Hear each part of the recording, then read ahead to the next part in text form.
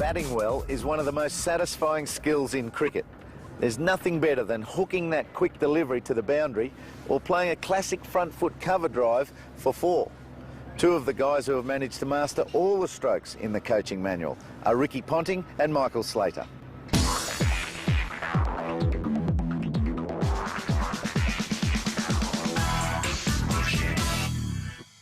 Technique is everything in cricket. Understanding and putting the basics to use properly will allow a player to excel. An example of this is the batting grip. The way I was taught to hold the bat was to firstly place the bat in between your legs like so and pick it up just like you're picking up an axe, making sure not to alter the hands once you pick the bat up. Noticing that the thumb and forefinger, the V there, should basically run straight down the back of the bat. Another important thing about the grip is to keep your hands together on the handle. You quite often see a lot of youngsters also placing this finger down the back of the bat. This is the best way to break a finger, so make sure you wrap it round the handle. But like anything in cricket, it must be comfortable for you.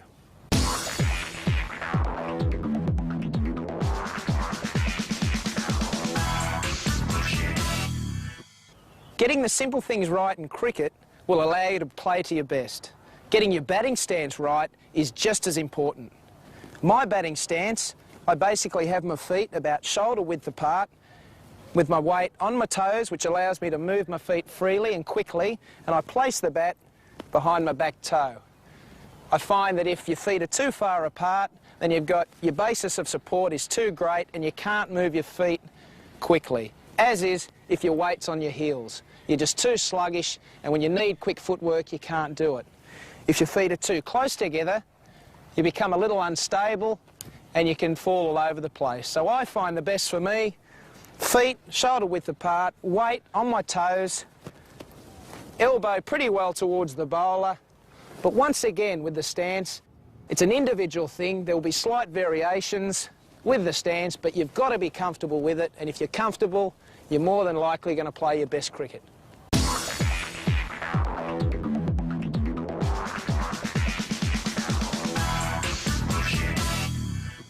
Just as important as playing a shot is leaving one alone, and this includes getting out of the way of a delivery that could hit you. But simply ducking and moving isn't the best way to go about it. If you fail to keep your eye on the ball, then you run the risk of being hit, or even getting out if the ball does something that you don't expect. There are a number of ways of doing this. You could sway out of the way towards leg, keeping your eye on the ball and keeping your hands and bat down. Or else you could duck under it. Just don't be tempted to leave your bat in the air, as it becomes a target for the bowler to hit and present a catch. The most important thing is to keep your eye on the ball right out of the bowler's hand, allowing the batsman to make an early judgment as to whether he's going to play the ball or let it go. It's well played again. 143.7. Robert Key is a good back foot player.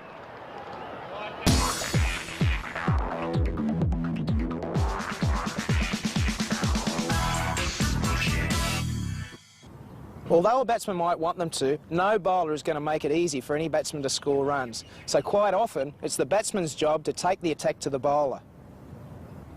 Getting into the correct position to play a shot is extremely important, so this means good footwork. Not just racing down the pitch at the ball, but a movement which allows you to maintain balance and get into the correct position early. Some are better at it than others.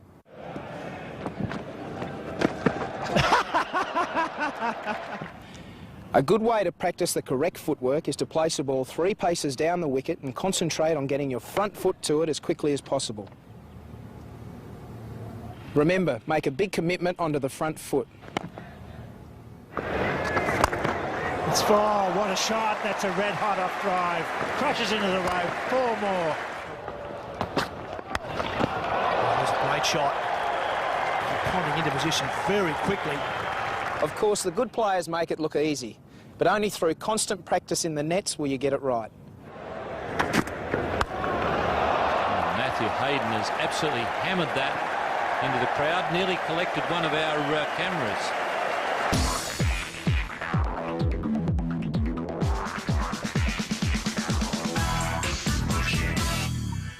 Getting into the correct position is the key to playing the correct stroke. You're never going to bat well if you stay anchored to the one spot. If the bowler is dropping them in a bit short, then it's paramount to get yourself right for the back foot shot. From the correct spot, you can decide to defend or attack. Again, he's gone through the covers this time, a genuine shot from the back foot.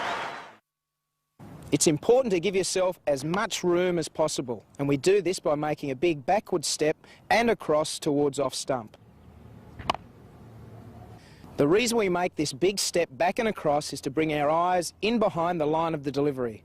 The position of your head and eyes is one of the keys to batting. To work on the shot, get someone to throw balls to you and practice getting your head and eyes in line with the ball after making that big back and across commitment. And remember, practice makes perfect. Yeah. Outside off stump and driven through the offside field.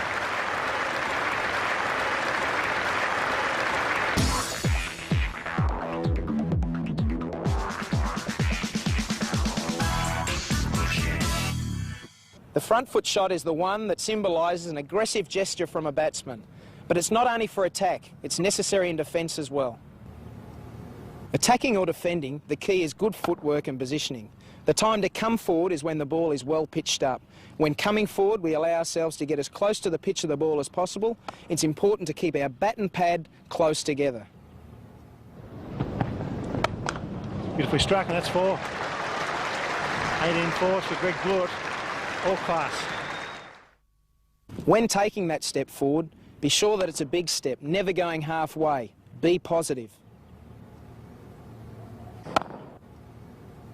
The position of the head is the key to this stroke. You must have your eyes right over the ball. A good way to practice the shot is to place a ball one pace down the wicket and concentrate on getting your front foot to the pitch of the ball. And remember, hit the ball straight back through the line, keeping your bat and pad close together. That's beautifully struck.